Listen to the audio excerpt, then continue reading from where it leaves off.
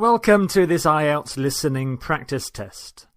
Get a piece of paper and a pen, and you can write down your answers as you do the test. At the end of the test, we will go through all of the answers. There are 40 questions.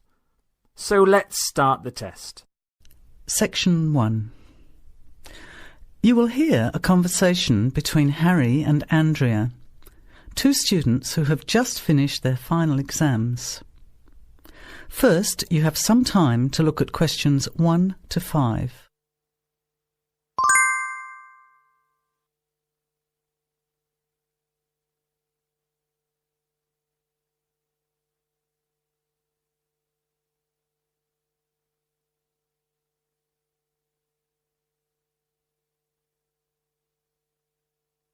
Notice that an example has been done for you. This time only, the conversation relating to the example will be played first. Hi, Andrea. How are you feeling now that exams are over? It's fantastic to have finished, isn't it? And to sleep in every morning. What about you? The student is happy to have finished exams, so you circle B. Now, let's begin. Answer the questions as you listen. You will not hear the recording a second time. Listen carefully to the conversation and answer questions 1 to 5. Hi, Andrea. How are you feeling now that exams are over? It's fantastic to have finished, isn't it? And to sleep in every morning. What about you? Well, I've been catching up on sleep too, but I've got a lot to do before I leave for England. Perhaps you could give me some advice. I've got a lot of things I can't possibly take back with me, but I don't know what to do with them. Well, it depends on what sort of things they are and whether you're thinking of giving them away or selling them. Well, almost everything. Furniture, the fridge and other kitchen stuff that I bought from the previous tenant. But the new people have already got what they need, so they're not interested in buying stuff from me. I can't afford to give it away, but I'm not sure how to sell it all. Oh, and there are some clothes and books as well. Why can't you take them? The books are really heavy. It's so expensive if you exceed the airline baggage allowance. And the clothes just won't all fit in my suitcase. It's amazing how much stuff I've accumulated since I've been here. Anyway, I don't think I'll need as many summer clothes in England as I have here in Australia. I see. Well, there are several alternatives. First of all, you could put up notices around the university about the books. You know, on the notice boards in the Student Union building and in the economics department. Anywhere second and third year students will see them. People are always keen to buy cheap textbooks. OK, what should I say on the notices? Just put the titles, authors and price you want, your name of course, and maybe put your phone number on those little tear-off tags. That's a good idea. And what about the furniture? You could try doing the same thing, but usually students are away all summer, so they don't want to buy furniture now. Another place to try might be a second-hand shop. Someone from the shop will usually come around and give you a free quote, and then you can decide. But you don't usually get much money for that sort of stuff. Before you hear the rest of the conversation, you have some time to look at questions 6 to 10.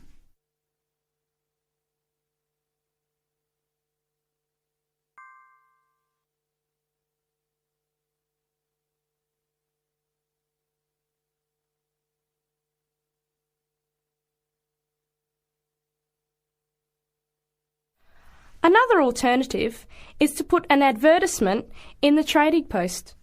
Do you know that paper? It comes out every week advertising things people want to sell.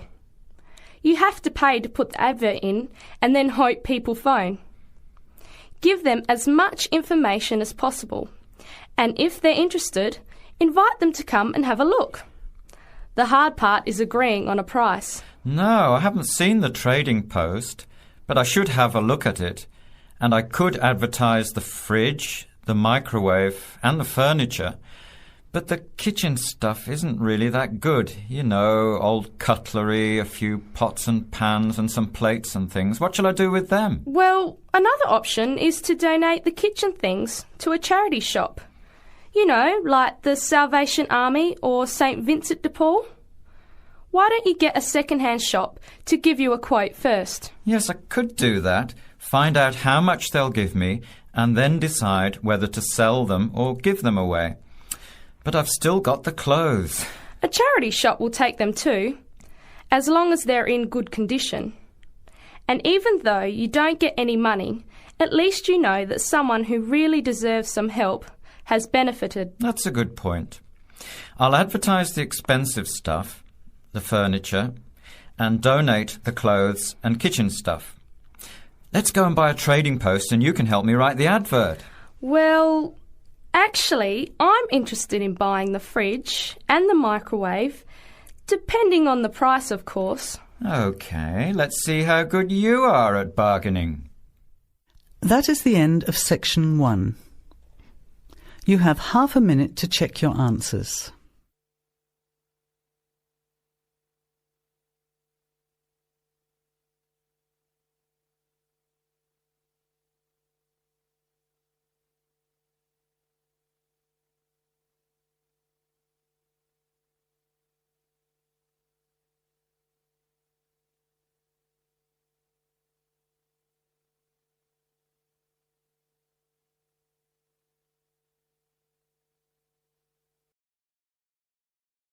Now, turn to section 2. Section 2. You will hear a phone conversation giving information about a health and fitness centre.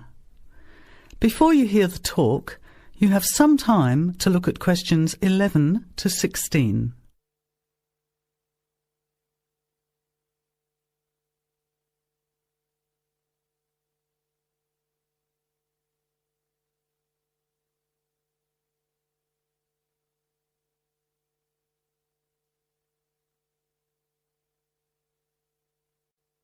Now, listen carefully to the first part of the talk and answer questions 11 to 16.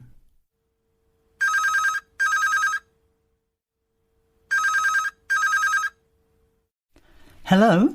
Hello, is that Miss Heidi Jones? Yes. Good morning, Miss Jones. I'd like to take a few minutes of your time to tell you about the Seven Oaks Health and Fitness Centre, which is in your suburb. Would that be convenient? OK. Well, the centre's not far from you. It's on the corner of Marion Street and Giles Street and has a large car park. It's open every day of the week, opening on weekdays at 6 a.m. and at 9 a.m. at the weekend. It closes at 9:30 p.m. Monday to Friday and on Saturday at 4 p.m. and Sunday at 2 p.m. We also have childcare Monday to Saturday from 9 in the morning until midday for a small extra charge, so you can leave your children in safe hands while you attend one of our classes, or perhaps have a swim, or if you just want to relax in the spa and sauna or steam room. Talking of classes, we have a very wide range which are designed to suit all different levels of fitness and individual needs. I mentioned the pool just now. Well, in addition to swimming laps or just relaxing, we also offer aqua aerobic classes, which are 45-minute classes that use the therapeutic effects of water. This provides a very safe and effective exercise and is suitable for all fitness levels, as well as being a lot of fun.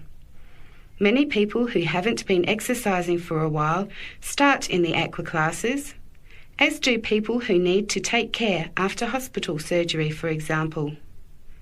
These classes are very popular and are scheduled every weekday, Monday to Friday, and on Saturday afternoon and Sunday morning. Another very popular activity in the pool area is learning to swim, and these swimming classes are held at 4 p.m. every weekday and in the mornings at the weekend. By the way, they're open to both adults and children of any age. Before the talk continues, you have some time to look at questions 17 to 20.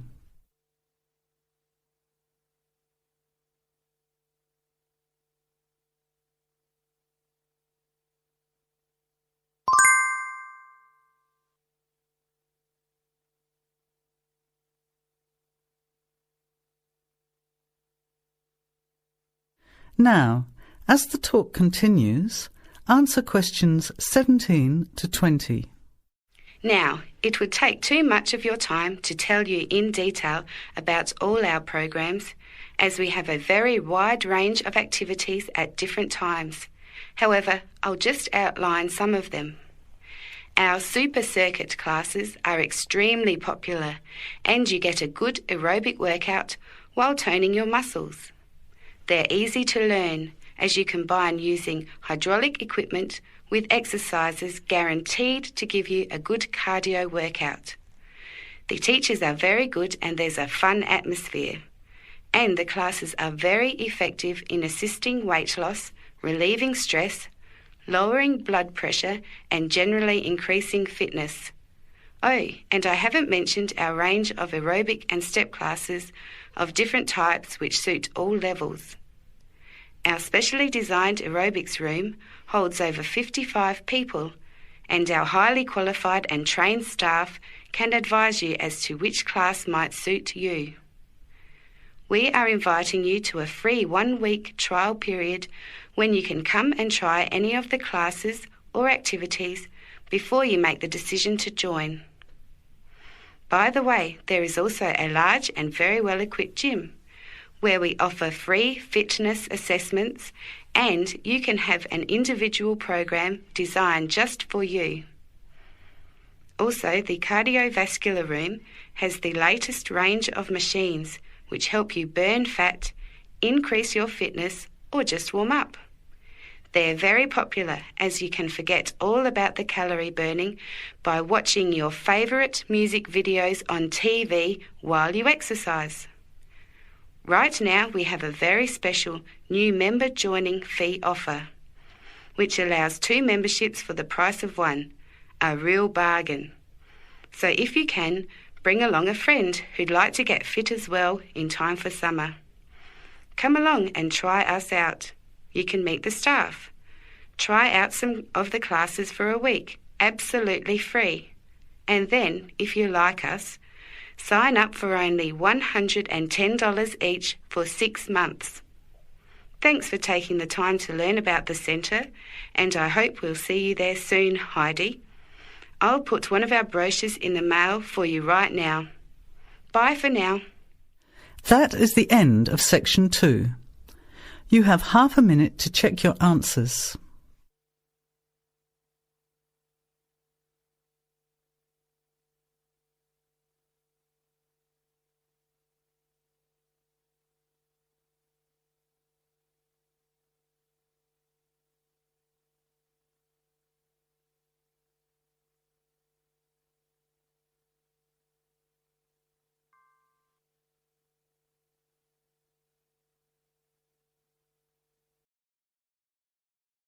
Now, turn to section 3.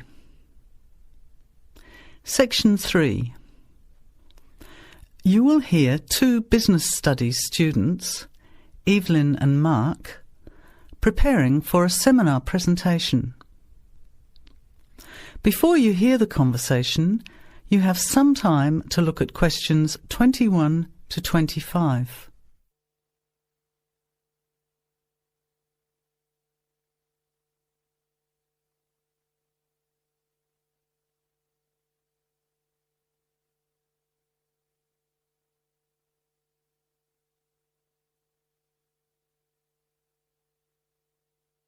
Well, I think the marketing of food would be a good topic.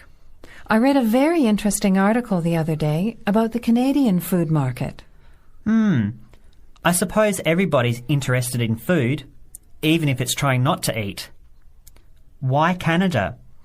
I know that's where you come from, but isn't it just all North America, really? No, that's why I thought this article was interesting. Although lots of U.S. companies are well established in Canada, and vice versa, there are still subtle differences between the two markets.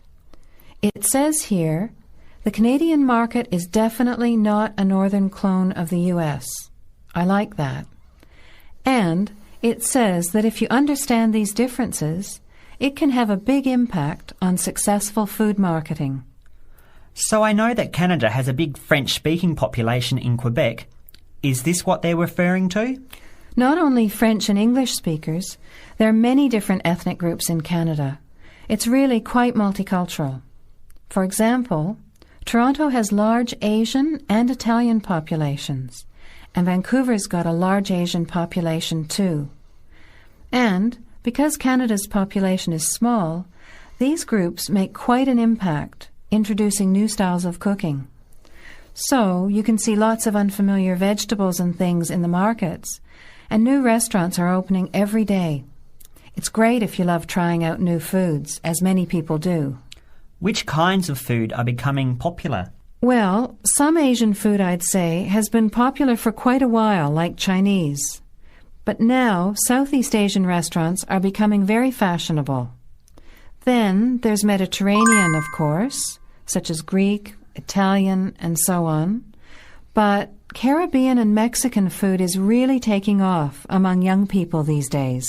So are the supermarkets starting to stock the ingredients that are needed to prepare these foods at home? You know, all those unusual condiments and sauces. Yes, that's right. It's quite interesting going to the supermarket, isn't it?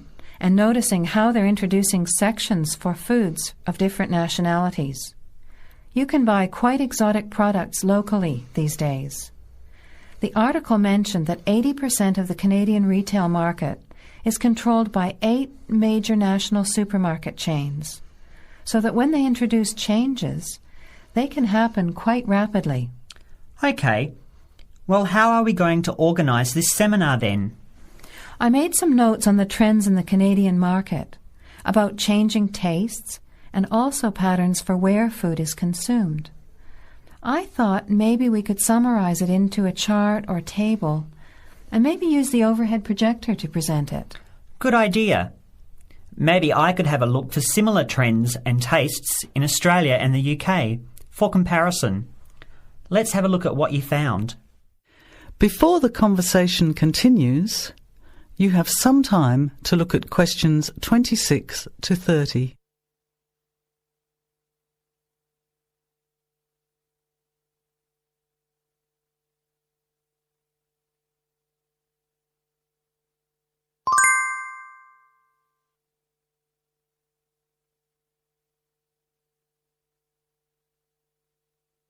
Now, as the conversation continues, answer questions 26 to 30. The most significant trend, it seemed to me, was that Canadians are definitely interested in healthy food. For example, did you know that salads are the 3rd most commonly eaten food in Canadian restaurants? Really? What about organic food then? Is that becoming more popular? Yes, it's definitely moving into the mainstream compared to a few years ago. And a recent survey showed that 4 out of 5 shoppers said that they check the fat and nutritional information on the packet when they're deciding what to buy. What other trends did you find out? There's one change I noticed straight away when I was home last year, in the meat department. You know, here the meat packaging says rump steak or 4-quarter chops and so on.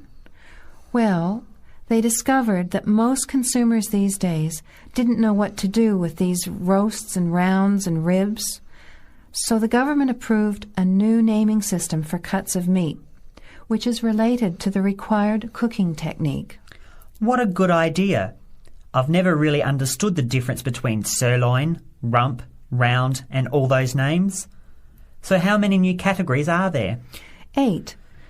There are 3 kinds of steak, for grilling, for marinating, and for simmering. And then there's what they call quick-serve beef, for stir-fries, I suppose. And premium oven roast, pot roast, and stewing beef. It's a great idea, isn't it? I hope it catches on here. I agree. Any other trends that you thought were significant? Well, what's really interesting is what the article called mobile meals. In other words, more and more Canadians are eating meals away from home, but not just eating more junk food. They're projecting a 40% increase in snack food sales over the next 3 years, and the growth is coming from healthy snacks. You know, the ones that have less cholesterol and fat, such as muesli bars, health food bars, and those types of products. Apparently, in the food marketing jargon, they're called nutritious portable foods, which means healthy snacks. The other major trend is that young people are doing more of the food shopping these days, so marketing has to be aimed more at them, as well as more conventionally at the mother. Thanks, Evelyn. I think we'll have an interesting discussion about these trends and the comparisons with other English-speaking countries. I'll see if I can get some information about them to compare with yours, and meet you on Friday to put it together. See you then. Bye. That is the end of section 3. You have half a minute to check your answers.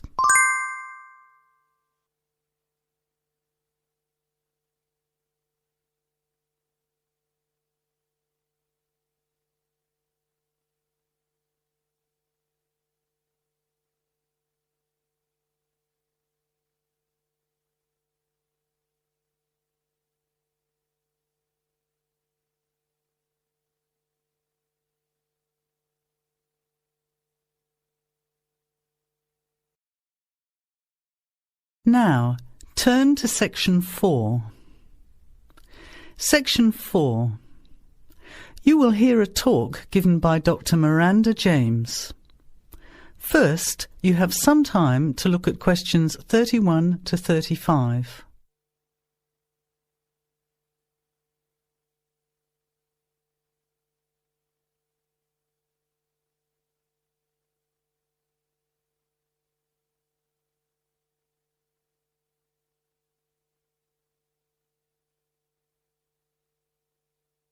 Now, listen carefully to the talk and answer questions 31 to 35. Good afternoon, everybody, and welcome to the first in a series of talks we have arranged for the Overseas Students Association this semester. Dr. James has very kindly agreed to speak to us today on the topic of public speaking, and judging from the large numbers of you here, it's clearly a subject of great interest and relevance. Dr. James. Hello.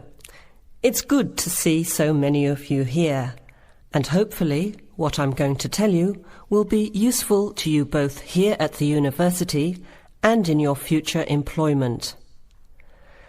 Many people avoid speaking publicly, by which I mean in front of, say, 10 or more people.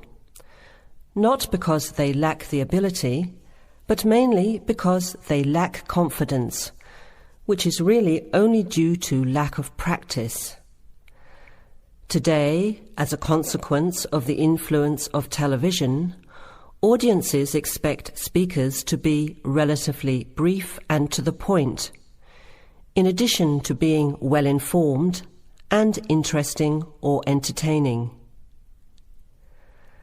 Probably the most important part of public speaking is what you do beforehand, by which I mean preparation. This includes practical details, such as knowing precisely what your topic is and exactly how long you are expected to talk for. You should also plan the content thoroughly. A good strategy is to write out the content as you intend to say it, and then make brief notes, preferably on small cards, which you use to talk from. This way you sound more natural. You incorporate pauses while you look at your notes, and you can then look at your audience while you are speaking. Never read your speech without looking at the audience. Eye contact is a very important part of communicating with an audience. So deliberately move your head and look around at your audience. Pauses are important, as most people, when they are nervous, tend to rush through their speech. Now you have some time to look at questions 36 to 40.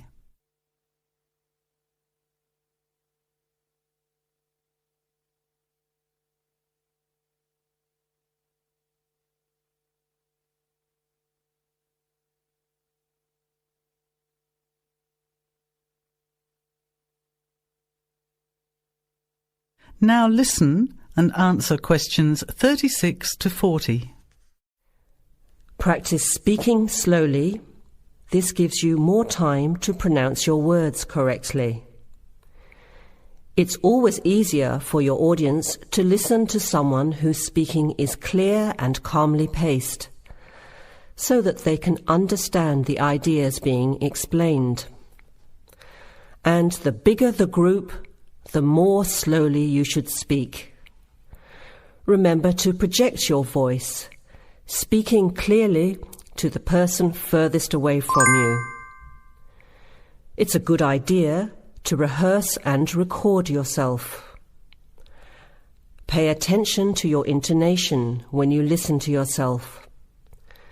It's even harder if you're speaking in a second language, I would imagine. But there's nothing worse than listening to a flat, monotonous voice. So try to vary your tone and rhythm. This will add meaning to your words. Lastly, pay attention to both your posture and your gestures. A confident person stands or sits in a small group with their head up, chin out, and shoulders back. Try to avoid scratching or fiddling with your hair or beard, or pens, jewellery, and so on. These movements can distract and irritate your audience. Yet you may be unaware of them yourself. Another reason for rehearsing, preferably with feedback from a friend, or better still, on video. I hope these few tips will make your experience of speaking in public a little easier. Remember, practice makes perfect. That is the end of section 4. You now have half a minute to check your answers.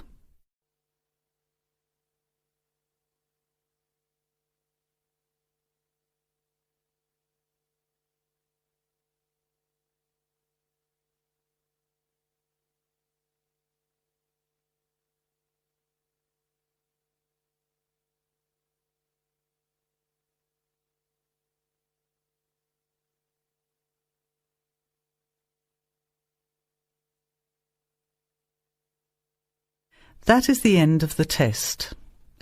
Now, check your score. But before you go on to the next listening test, don't forget to look at the section in the book on how to improve your vocabulary and listening skills.